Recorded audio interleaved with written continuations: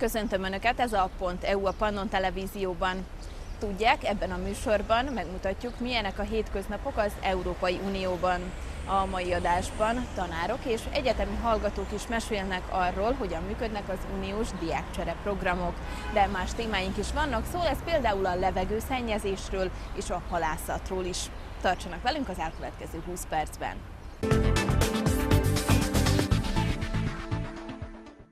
Erasmus, Erasmus Mundus és Erasmus Plus.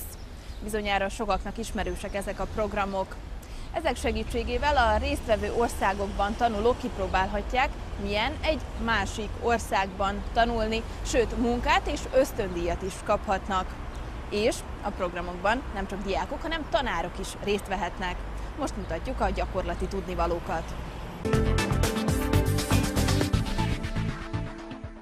À partir de 2014, il faudra vous habituer à ce nom, Erasmus+. Et oui, le projet Erasmus voit son budget presque doubler. Mais Erasmus, pour ceux qui participent, c'est quoi? Faire une expérience dans une autre université qui fonctionne différemment. Profiter de l'expertise d'enseignants universitaires qui sont en poste dans d'autres universités. Great opportunity to gain the skills that I would need after university. Ils sont étudiants, stagiaires, personnels universitaires. Ils ont une chose en commun, ils ont fait un Erasmus. Erasmus en chiffres, c'est ça. 33 pays comprenant les 28 membres de l'Union, l'Islande, la Norvège, le Liechtenstein, la Suisse et la Turquie. 4000 universités et un budget de 490 millions d'euros en 2013. Et pour ceux à qui cela ne suffit pas, il y a aussi Erasmus Mundus pour étudier, faire un stage ou enseigner dans le monde entier. Ça, c'est pour la théorie, mais dans la pratique, comment ça marche ? Ce que je vous explique ici est valable pour notre école, donc pour la Louvain School of Management, mais chaque faculté au sein de l'université applique différentes procédures. Concrètement, que faut-il faire pour s'inscrire?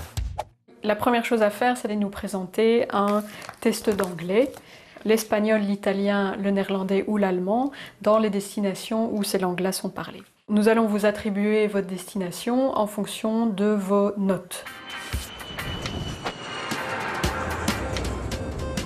Ensuite, vous allez devoir remplir un contrat d'études. It's to learn new things and meet new people. C'était la découverte de qui je suis. Et la bourse d'étudiant? Une fois le contrat d'études signé, le versement de la bourse sera débloqué. Les montants sont différents selon les pays et les universités. Ils sont calculés en fonction de la situation financière de l'étudiant. Les étudiants et les stagiaires bénéficieront en moyenne de 250 à 600 euros. Les stagiaires pourront en plus être payés par l'entreprise qui les emploie.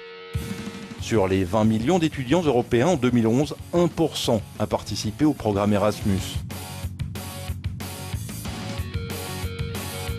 There were things that were different to university. For example, I focused a lot on translation when I was in my work in France. And I had some training at university, but it was much more focused on the job. I made email contact with the Spanish hotel and they organised the internship. They had everything set up on their side. France, it was slightly more complicated because I found the internship placement myself. So some of the paperwork that I had to do, I had to find out myself how to do it. Qui peut enseigner? Les enseignants, le personnel universitaire et les représentants d'entreprise pendant un maximum de 6 semaines. Alors pour participer au programme Erasmus, la première chose qu'il faut, c'est établir un contact avec un enseignant d'une autre université. Et ce contact va vous permettre en fait d'établir un contrat bilatéral et qui suppose que vous irez donner cours dans son université et lui viendra donner cours dans votre université un minimum de 5 heures d'enseignement sur l'année, dans chaque sens. Il y a 2 appels par an. Vous n'avez qu'à remplir un formulaire en ligne pour signaler aux autorités centrales de l'université que vous souhaitez effectuer un échange Erasmus.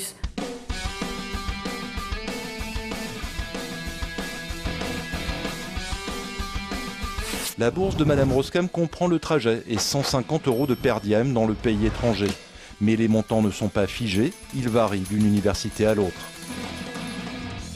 Le financement du programme Erasmus a été menacé par la crise économique et les mesures d'austérité qui touchent l'Union. Les débats furent houleux au Parlement pour défendre le projet et aujourd'hui, l'avenir est sauf. Un avenir qui porte un nom, Erasmus+. Avec un budget de 13 milliards d'euros pour les 7 prochaines années, il chapeautera tous les programmes. À partir de 2014, il permettra à encore plus de jeunes d'étudier, se former, enseigner ou encore faire du volontariat dans le monde entier.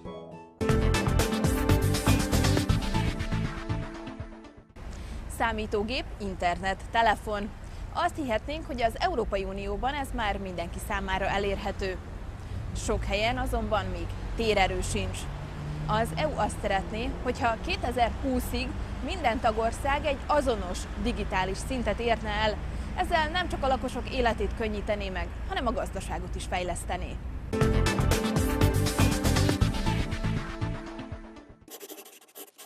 The European Single Digital Agenda, the new driver for Europe's economy, powering up technology to empower people and business. We use billions of devices to stay connected. In the next decade, it could reach 1 trillion. But how is the digital agenda set to take Europe to infinity and beyond? It's the centrepiece of the EU 2020 strategy, promising a new dawn of fast broadband, better online security and better support of online innovation.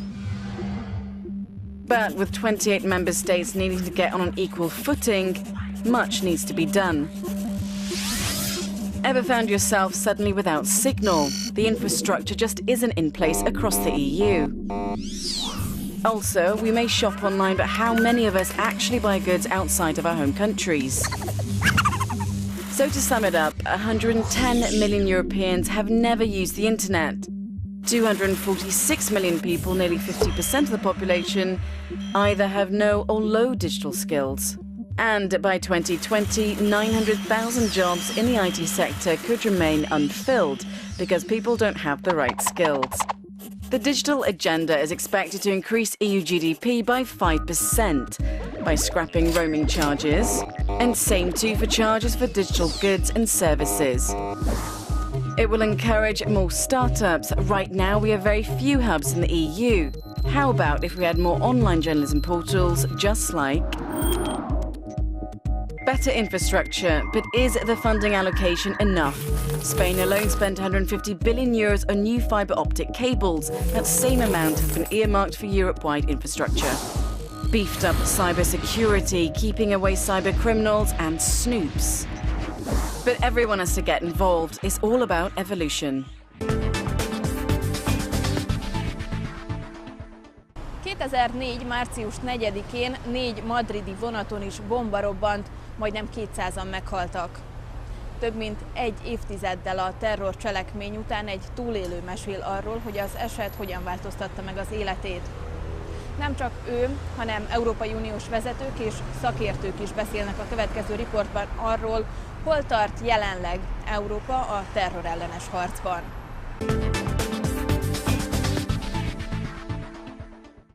Pienso todos los días en las víctimas, porque para mí son mis compañeras de viaje, y sí que siento que soy una persona afortunada por haber salido de aquel día, porque es muy triste ver morir a personas y no puedes hacer nada. Araceli est une victime des attentats de Madrid. Le 11 mars 2004, en pleine heure de pointe, 10 bombes explosent dans 4 trains. Le bilan est terrible, 191 morts et plus de 1400 blessés. Des années plus tard, les souvenirs sont encore vifs, impossible d'oublier. El ver los nombres detrás de mí produce un dolor intenso, ¿no? Porque aquel día no conocía el nombre de ninguna de las víctimas, pero luego he ido conociendo a familiares de la asociación y ya como que son parte de ti, ¿no? Y saber que no están aquí, y la mayoría muy jóvenes, pues duele mucho, duele mucho. À la suite de ces attaques, l'Union européenne n'a pas tardé à réagir. Mandat d'arrêt européen, collecte de données, renforcement de la sécurité dans les aéroports ou encore meilleure coopération judiciaire. Mais en 2015, cet arsenal législatif est-il encore suffisant? El terrorismo yihadista, tal como hemos visto en las investigaciones, ha ido mutando. Es un terrorismo metamórfico porque se va adaptando a las nuevas circunstancias, tanto internacionales, geopolíticas, como internas de cada país. Dolores Delgado est procureure et spécialisée dans la lutte contre le djihadisme en Espagne. Y el terrorismo yihadista es express. Se adoctrina de forma express, se recluta de forma express, se entrena de forma express y estamos viendo que pueden cometer atentados express. 1 o 2 individuos pueden causar mucho daño con una mínima estructura y con una mínima financiación. Entre 3000 et 5000 ressortissants européens seraient partis combattre en Syrie et en Irak depuis 2011. Internet et les réseaux sociaux jouent un rôle crucial dans le recrutement de candidats au djihad. Je pense qu'on peut mettre nos ressources plus en commun pour la surveillance d'Internet. Il faut qu'on puisse contester ce discours mortifère d'Al-Qaïda et de Daesh avec les mêmes moyens. Ils sont fantastiquement compétents. Le bras armé de Daesh est de niveau hollywoodien. Les experts ont pu montrer que la dernière vidéo de décapitation d'une vingtaine de pilotes de l'armée syrienne a duré plus de 6 heures. Parce qu'ils voulaient le meilleur angle d'approche, la meilleure exposition au soleil. Absolument ignoble, mais très efficace. Pour cet ancien ministre de la Justice espagnol et eurodéputé, il faut de nouvelles règles européennes pour contrer le recrutement sur Internet. El Parlamento debe legislar contra el terrorismo. El Parlamento debe ser legislador penal. El Parlamento debe penalizar en la escala europea la propagación del discurso del odio, la incitación a la violencia, la exaltación y glorificación del terrorismo y el escarnecimiento de las víctimas. Y el Parlamento debe legislar el modo en que podemos cooperar con los grandes gigantes de la red, Google, Facebook, las grandes redes sociales. Autre problème, identifier les candidats au départ et ceux susceptibles de revenir. En Belgique, il serait plus de 400 à être partis. Frédéric Van Leeuw tente de les pister. Il est procureur fédéral en charge des dossiers antiterroristes en Belgique. Un des aspects de ce phénomène, c'est justement les personnes qui partent dans les zones djihadistes et qu'on ne voit pas. Je veux dire, qui partent sans qu'on le voit. Et ça arrive régulièrement, qu'on se rende compte, une fois que la personne est revenue et qu'elle est, entre guillemets, un danger potentiel, hein, qu'on se rend compte après coup qu'elle a été en Syrie, qu'elle a été ailleurs, etc. Les attentats de Paris ont montré aux Européens que la menace est bien réelle. En réponse, les États membres ont appelé à plus de coopération policière et judiciaire au sein de l'Union. Policialmente funciona muy bien.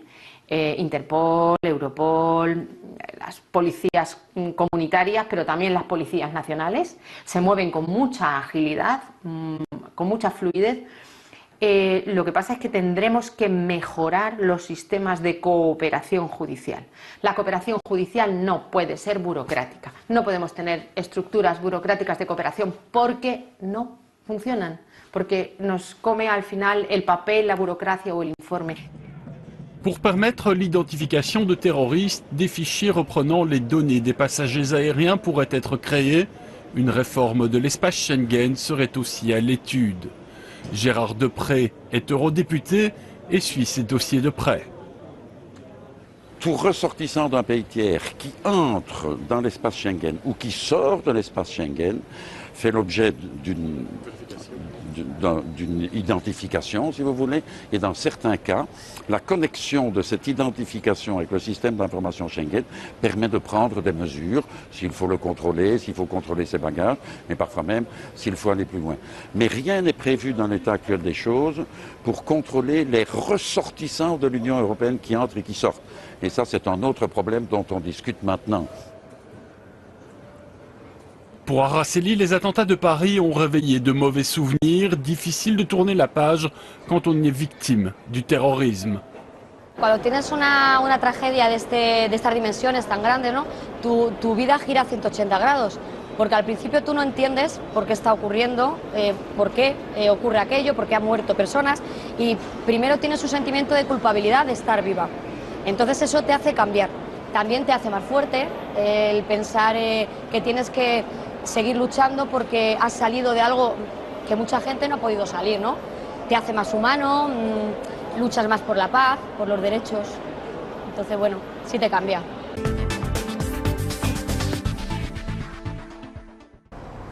2020-ra 10-ből 8 európai városokban fog élni, ahol igen szennyezett a levegő. Az EU javítani akarja a levegő minőségét, mielőtt az belélegezhetetlenné válik. Először nézzük meg, milyen a levegő Párizsban, majd azt, hogyan próbálnak tenni a tisztább környezetért Brüsszelben.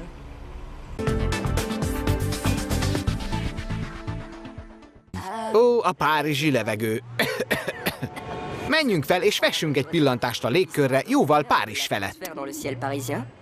Itt egy csúnya réteg lebeg a tetők felett. Ez a légköri szennyezés, akárcsak a legtöbb európai városban. Vigyázz! Egészségre káros vegyi anyagok vannak a levegőben. Nitrogén-dioxid, kén-dioxid, valamint az apró PM10 és PM2,5 részecskék, azaz szállópor. Nagy mennyiségben ezek károsak a tüdőnkre. Talajszinten sem sokkal jobb a helyzet. A kipufogók apró részecskéket köpnek szanaszét. Itt látható, mit gyűjtött össze ez a fehér szűrő. Egy nap a forgalomban, és teljesen fekete lesz.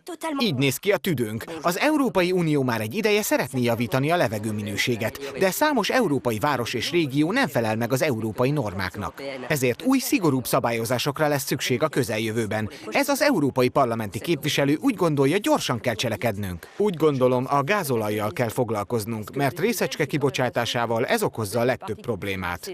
Ez az oka, hogy nem felelünk meg az uniós előírásoknak. De korlátoznunk kell a forgalom mértékét is, mert csak így érhetjük el, amit szeretnénk. A forgalom csökkentése valóban jó megoldás lenne a városi levegő minőségének javítására. Az EU emellett támogatja, hogy állampolgárai különféle közlekedési módokat használjanak. Kombinálják a gépkocsi használatot kerékpározással, gyaloglással és tömegközlekedéssel. Azonban az első teendő a városi tájkép megváltoztatása. Mindent meg kell tennünk annak érdekében, hogy ügyeljünk a levegő és a városokban élők életének minőségére. Azt gondolom, hogy az EU többet is tehetne ezért. Ambiciózusabb célokat tűzhetne ki a városok számára, hogy csökkentsék a forgalmi dugókat és fejleszték az alternatív közlekedési lehetőségeket. De hogyan változtathatjuk meg a levegőt? Ez lehetetlen küldetés lenne? Minden utcát át kell szervezni néha, és erre pénzt kell elkülöníteni. Nem kerül többe, ha a gyalogosok, a kerékpárosok és a tömegközlekedés számára alakítunk ki nagyobb tereket, mintha az autók számára tesszük ugyanezt. Szóval csak szándék kérdése. Reméljük, az EU tagállamok lépni fognak. Az európai városokban a légszennyezés az életünket is megrövidítheti. Átlagosan 8 hónappal, de akár 2 évvel is, Európa legszennyezettebb részein. Azonnali intézkedés szükséges. Hamarosan találkozunk! A műsor végén jöjjön még egy környezetvédelmi téma. Az Európai Unió megtiltotta a halászoknak, hogy visszadobják a vízbe a nem kívánatos halakat, például azokat, amelyek túl kicsik. Ezzel szeretnék ugyanis megóvni a vizekben a biológiai egyensúlyt.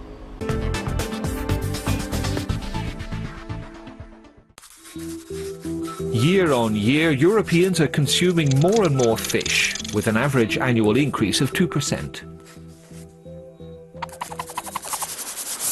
All this fish has to be sourced from somewhere, and fish stocks are not limitless.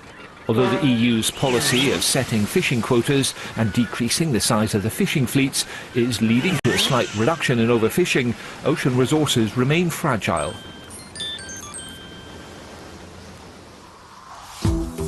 To pave the way for a more sustainable fishing model, the EU has forbidden fishermen from discarding unwanted fish overboard because they're the wrong kind or too small.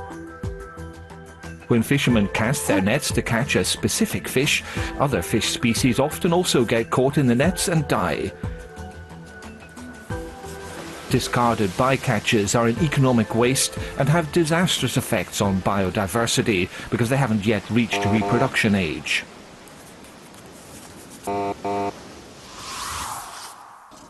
With recently approved new legislation, fishermen will now be obliged to keep certain species on board, sort them and bring them to shore. The imposition of quotas will represent a loss for them. They won't make anything from small fish, and on top of that, they will lose the fish they now can't catch and sell. MEPs have, however, taken these difficulties into account.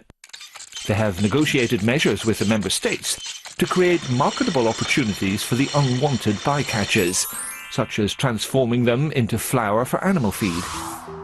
They've also approved criminal sanctions for those fishermen who do not respect the prohibition on fish discards. These will come into force in 2017 to allow time to adapt to the new regulations. The implementation and effectiveness of the discard ban will also be evaluated annually.